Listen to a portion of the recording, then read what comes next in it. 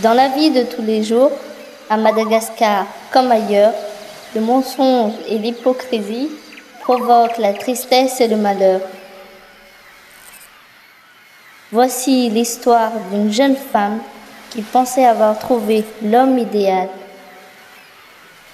Quelle mauvaise surprise que de s'apercevoir par hasard qu'il était déjà marié. Quel homme n'a jamais trompé une femme un jour dans sa vie?